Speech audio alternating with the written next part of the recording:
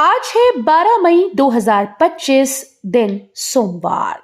Welcome back to clean news MP. चलिए देखते हैं मध्य प्रदेश की 25 फटाफट बड़ी खबरों को। इससे पहले आप न्यूज को कहां से देख रहे हैं हमें कमेंट में बताना बिल्कुल ना भूलें। साथ ही हमारे फेसबुक पेज को भी फॉलो करें। फेसबुक पेज का लिंक डिस्क्रिप्शन में दिया गया है।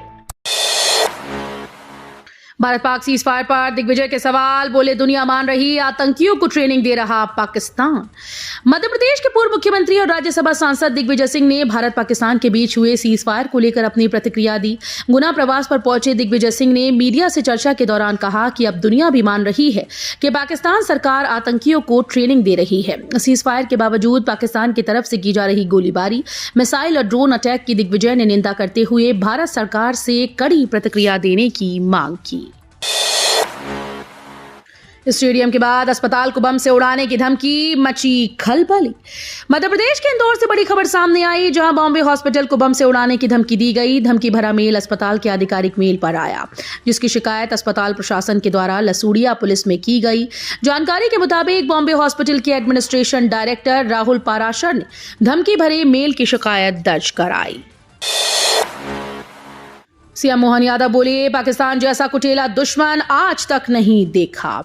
सीएम मोहन यादव ने कहा कि हमने पाकिस्तान जैसा कुचेला दुश्मन कभी नहीं देखा, लेकिन हम तैयार हैं। हमारे सैनिकों को आने वाली चुनौतियों का सामना करने के लिए और ज्यादा संसाधन दिए जा रहे हैं। इंदौर दौरे पर आए सीएम कई कार्यक्रमों में शामिल हुए। कनाडिया में 300 साल पुरानी अहिल्या बावड़ी के जीर्णोद्धार का लोकार्पण भी किया। दिग्विजय सिंह के बयान पर वीडी शर्मा का पलटवार। पूर्व सीएम दिग्विजय सिंह ने अपने एक्स अकाउंट पर पीएम नरेंद्र मोदी का एक वीडियो पोस्ट किया। उन्होंने कैप्शन में लिखा, 26/11 मुंबई हमले के बाद तत्कालीन मुख्यमंत्री नरेंद्र मोदी का बयान आज के संदर्भ में अवश्य देखें, जिस पर बीजेपी प्रदेश अध्यक्ष वीडी शर्मा ने बयान दिया है। शर्मा ने कहा कि दिग्विजय सिंह अपनी आंखों पर से पाकिस्तान प्रेम का चश्मा उतारें। भारतीय सेना ने पाक पर करारा प्रहार किया है। एमपी बोर्ड की परीक्षा में असफल छात्रों को मिलेगा मौका, इस तारीख तक करना होगा आवेदन। मध्य प्रदेश बोर्ड ने इस वर्ष 10वीं और 12वीं की पहली परीक्षा में असफल या अनुपस्थित रहे कुल 3,44,498 विद्यार्थियों को दोबारा सफलता का मार्ग प्रशस्त करते हुए द्वितीय परीक्षा का आयोजन करने का निर्णय लिया। ये परीक्षा 17 जून से कक्षा 10वीं के लिए 26 जून तक और कक्षा 12वीं के लिए 5 जुलाई 2025 तक आयोजित की जाएगी। एमपी में राशन कार्ड धारकों के लिए खुशखबरी। मध्य प्रदेश में लाखों राशन कार्ड धारकों के लिए बड़ी खुशखबरी सामने आई। प्रदेश की मोहन सरकार सभी राशन कार्ड धारकों को इस महीने यानी मई में 3 महीने का राशन एक साथ देगी। इस मामले में खाद्य और आपूर्ति विभाग के सभी कलेक्टर्स को आदेश जारी कर दिया गया है। कहा गया है कि मानसून के पहले सभी जरूरतमंद परिवारों को राशन एक साथ मिले। सीज फायर उल्लंघन पर फूटा बागेश्वर बाबा का गुस्सा, बोले पाकिस्तान कुत्ते की पूंछ पीओके लेने का मौका। इंटरनेशनल कथावाचक और बागेश्वर धाम के पीठाधीश्वर पंडित धीरेन्द्र शास्त्री का बड़ा बयान सामने आया, जिसमें उन्होंने सीज फायर का उल्लंघन होने पर पाकिस्तान पर जमकर हमला बोलते हुए उसे कुत्ते की पूंछ बताया। उन्होंने आगे कहा कि वो कभी सुधर नहीं सकता। मीडिया से बातचीत में पंडित धीरेन्द्र शास्त्री ने बताया कि देखो, पाकिस्तान बिगड़ैल औलाद है, ये कभी नहीं सुधर सकता। कुत्ते की पूंछ में पुगरिया कितनी देर तक डालो, वो हमेशा टेढ़ी की टेढ़ी रहती है। डायबिटीज के मरीजों को बड़ी राहत, जेनरिक दवाइयों की आ गई 147 ब्रांड। तेजी से फैल रहे डायबिटीज के मरीजों की संख्या बढ़कर मध्य प्रदेश में 11 लाख से अधिक हो गई। हर दिन नए मरीज बढ़ रहे हैं। ऐसे में दावा बाजार भारतीय ब्रांडेड जेनरिक कंपनीज की दवाओं से पच गया है। मधुमेह की एक ब्रांडेड दवा के पेटेंट समाप्त होने से 2 महीने से भी कम समय में ये स्थिति बनी है। आज से शुरू होगा सड़कों का चौड़ीकरण, प्रभावित होंगे 800 से ज्यादा मकान दुकान। सिंगस्त 2028 से पहले मार्गों के चौड़ीकरण की कार्यवाही आज सोमवार से शुरू होने की संभावना है। चौड़ीकरण का Shri Ganesh VD cloth market से तेलीवाड़ा चौराहे तक के भाग में भवनों के प्रभावित हिस्सों को हटाने से होगी। नगर निगम ने नोटिस जारी करने के साथ ही फाइनल सेंट्रल लाइनिंग और भवनों के प्रभावित हिस्सों में निशान लगाने जैसी आखिरी कार्यवाही पूरी कर ली है। टोल शुरू होते ही संचालक और कर्मियों ने काटा बवाल। मध्य प्रदेश के उज्जैन जिले के अंतर्गत आने वाले बदनावर हाईवे पर टोल नाके का शुभारंभ हुए 2 दिन नहीं बीते कि यहां से गुजरने वाले वाहन चालक और उसके परिवार के साथ मारपीट की शर्मनाक घटना सामने आई। बताया जा रहा है कि टोल संचालक और टोल के कर्मचारियों ने वाहन में सवार चालक और उसके परिजनों के साथ मारपीट की। सीएम मोहन यादव करेंगे 300 साल पुरानी अहिल्या बावड़ी का लोकार्पण।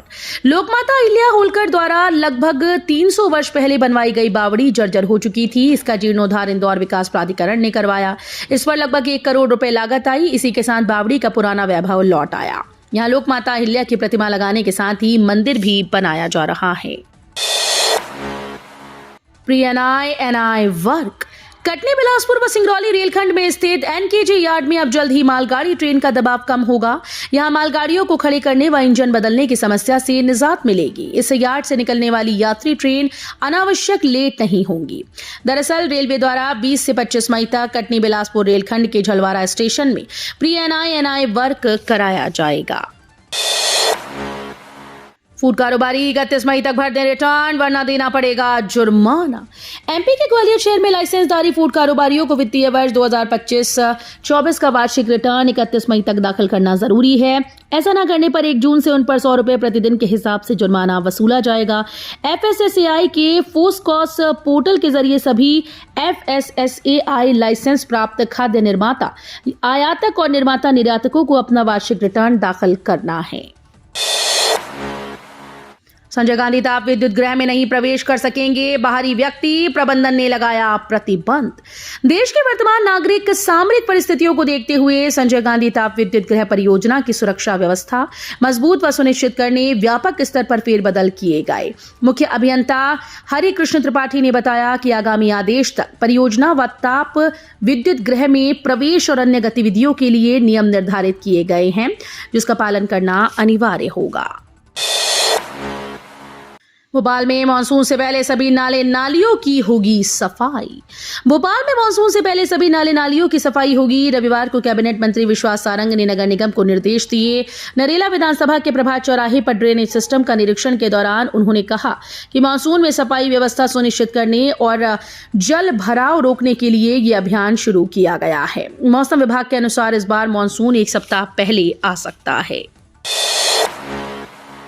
मध्य प्रदेश में बारिश का अलर्ट, 5 संभागों में गरज चमक के साथ बरसेंगे बादल। मध्य प्रदेश में रविवार 11 मई 2025 को मौसम ने अचानक करवट बदली।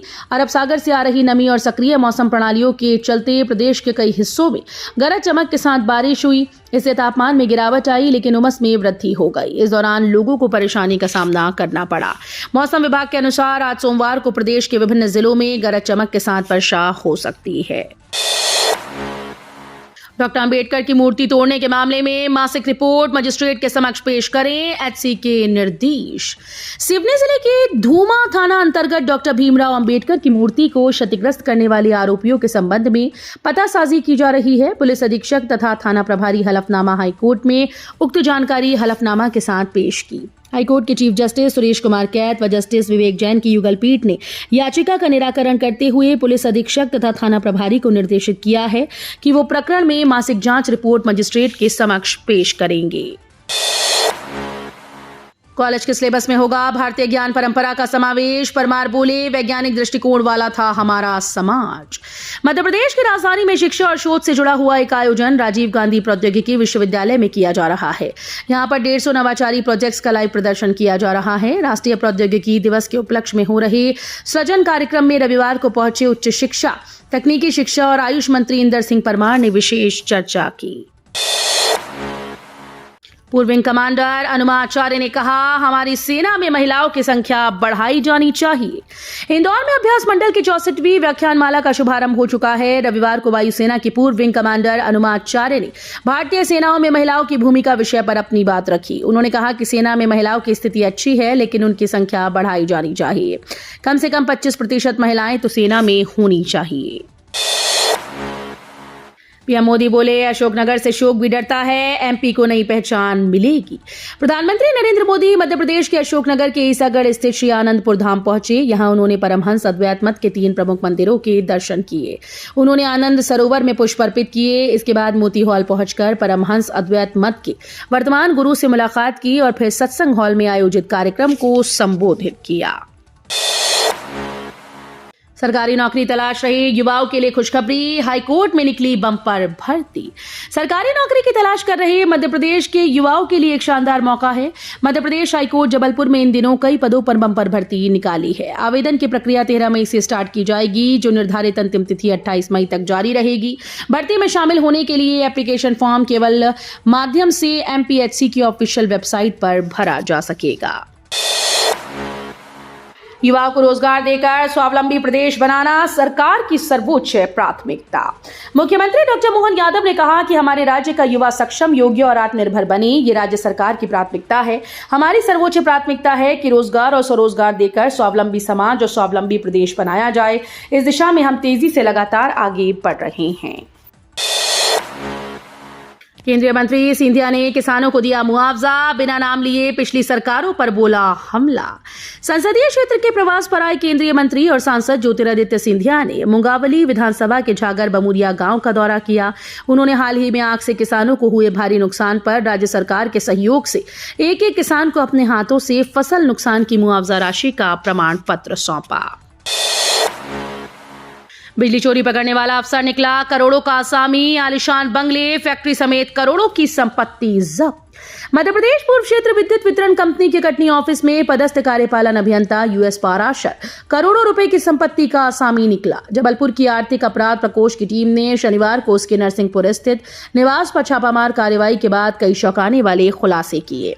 छापेमारी के दौरान घर और फैक्ट्री से करीब 5.5 करोड़ की चल अचल संपत्तियों का खुलासा हुआ।